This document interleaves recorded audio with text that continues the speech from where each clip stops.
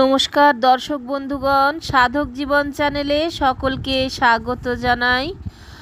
আজকে শ্রী শ্রী ঠাকুর রামকৃষ্ণের জীবনে ভাবাবেশের কথা।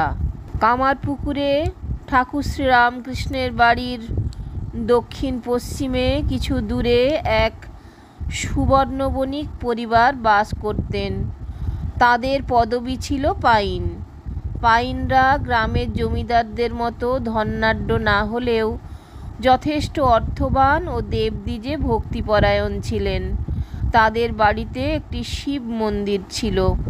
এরা প্রতিবেশী বালক গদাইকে বিশেষ স্নেহ করতেন।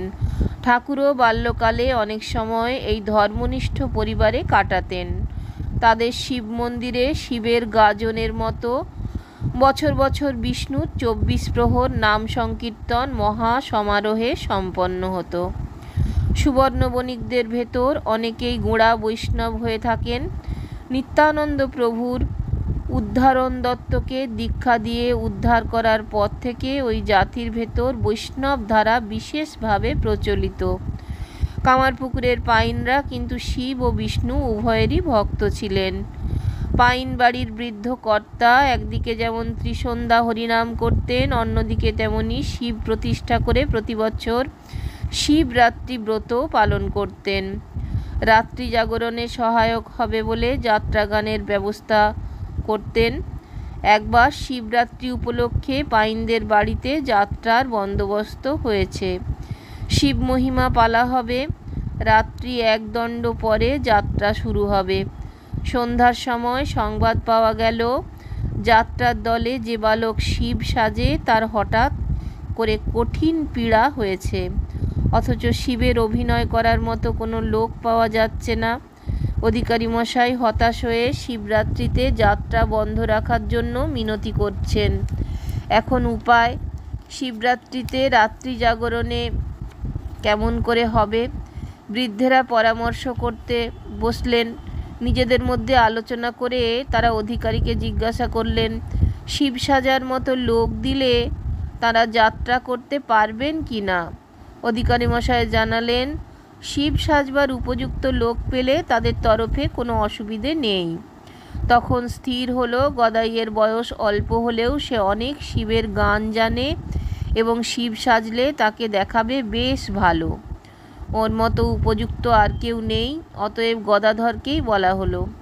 সকলের আগ্রহ দেখে তিনি যাত্রায় শিব সাজতে সম্মত হলেন।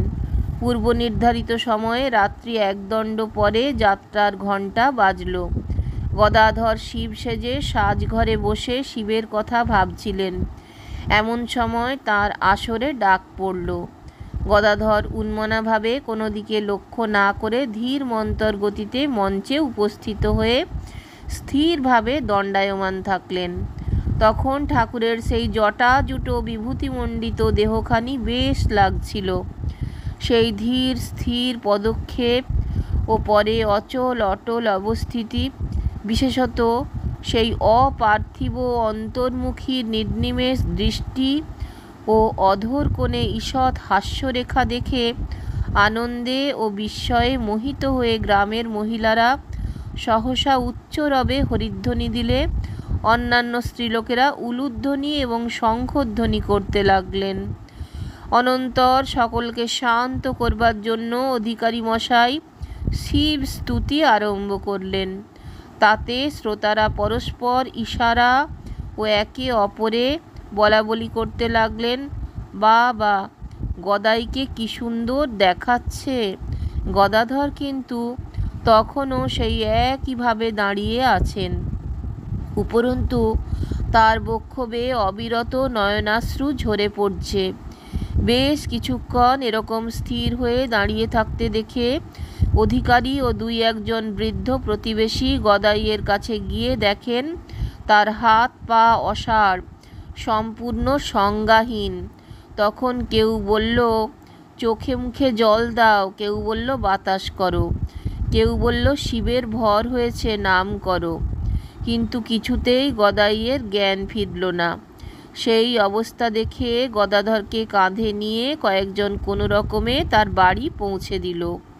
শোনা যায় সে রাতে গদাধরের সে ভাবের কোনো পরিবর্তন হয়নি এবং ওই অবস্থা দেখে তার বাড়িতে কান্নাকাটি শুরু হয়েছিল।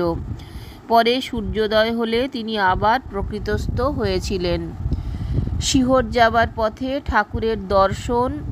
উক্ত দর্শন সম্বন্ধে ভৈরবী ব্রাহ্মণীর মীমাংসা। একবার ঠাকুর শিবিকারোহণে কামারপুকুর থেকে শিহর গ্রামে ভাগ্নে হৃদয়ের বাড়ি যাচ্ছিলেন। সেই সময় তার এক অলৌকিক দর্শন উপস্থিত হয়। সুনীল আকাশের নিচে বিস্তীর্ণ সবুজ প্রান্তর, শ্যামল ধানের ক্ষেত, গাছে গাছে পাখিদের কুজনধ্বনি, শীতল ছায়াময় অশ্বত্থ বটবৃক্ষরাজি এবং মধুগন্ধ কুসুম ভূষিত তরুলতা প্রভৃতি দেখতে দেখতে প্রফুল্ল মনে ঠাকুর হঠাৎই দেখলেন তার দেহের মধ্য থেকে কিশোর বয়সের সুন্দর দুটি বালক সহসা বের হয়ে পথের পাশের বাগানে ঢুকে নানা ফুল তুলতে থাকে। কখনো আবার দৌড়ে বহু দূরে চলে যাচ্ছে, কখনো আবার সেখান থেকে ফিরে শিবিকার কাছে এসে হাসাহাসি, নিজেদের মধ্যে কথোপকথন ইত্যাদি করতে করতে অগ্রসর হতে থাকে। অনেকক্ষণ পর্যন্ত ওইরকম আনন্দে বিহার করে তারা দুজন পুনরায় তার দেহ মধ্যে প্রবিষ্ট হয়। ওই দর্শনের প্রায় 1.5 বছর পরে এক ব্রাহ্মণী দক্ষিণেশ্বরে এসে উপস্থিত হন। কথা প্রসঙ্গে একদিন ঠাকুরের কাছে ওই দর্শনের বিবরণ শুনে তিনি বলেছিলেন, বাবা, তুমি ঠিক দেখেছ, এবার নিত্যানন্দের খোলে চৈতন্যের আবির্ভাব। শ্রী নিত্যানন্দ ও শ্রী চৈতন্য একসঙ্গে একাধারে এসে তোমার ভেতরে রয়েছেন, সেই জন্যই তোমার ওই রূপ দর্শন হয়েছিল। সেই ব্রাহ্মণী তারপর চৈতন্য ভাগবত থেকে 2টি শ্লোক আবৃত্তি করেছিলেন। অদ্বৈতের গলা ধরি কহেন বারবার, পুণ্য যে করিব লীলা মোর চমৎকার, কীর্তনে আনন্দরূপ হইবে আমার, অদ্যবধি গৌর লীলা করেন গৌর রায়, কোনো কোনো ভাগ্যবানে দেখিবারে পায়। পরবর্তীকালে তার শিষ্যরা ওই দর্শন সম্বন্ধে ঠাকুর শ্রীরামকৃষ্ণকে একবার জিজ্ঞাসা করায় তিনি বলেছিলেন, ওইরূপ দেখিয়াছিলাম সত্য, ব্রাহ্মণী তাহা শুনিয়া ওইরূপ বলিয়াছিল, একথাও সত্য, কিন্তু উহার যথার্থ অর্থ যে কি তাহা কেমন করিয়া বলি বলো। ওই সকল দর্শনের কথা শুনে মনে হয় তিনি সেই সময় থেকে নিজ ব্যক্তিত্বের সম্বন্ধে অলৌকিক অনেক কিছু আভাস পেয়েছিলেন। যেমন ধর্ম সংস্থাপনের জন্য অযোধ্যা ও শ্রী বৃন্দাবনে জানকীবল্লভ শ্রীরামচন্দ্র ও রাধাবল্লভ শ্রীকৃষ্ণচন্দ্র রূপে জন্মগ্রহণ করেছিলেন। তারা দুজনেই পুনরায় ধর্মাদর্শন দানের জন্য একই শরীরে শ্রীরামকৃষ্ণ রূপে অবতীর্ণ হয়েছেন। আমরা তাকে বারবার বলতে শুনেছি, যে রাম সেই কৃষ্ণ। রাজা যেমন কখনো কখনো ছদ্মবেশে নগর ভ্রমণে বের হন, সেইরূপ গুপ্তভাবে তিনি এইবার পৃথিবীতে আগমন করেছেন। দর্শক বন্ধুগণ, যদি ভালো লাগে তাহলে অবশ্যই চ্যানেলটা একটা লাইক, শেয়ার, সাবস্ক্রাইব করার অনুরোধ রইল। সকলকে অজস্র ধন্যবাদ আমার চ্যানেলে আপনাদের সময় দেবার জন্য। আবার শীঘ্রই ফিরে আসছি নতুন পর্বে।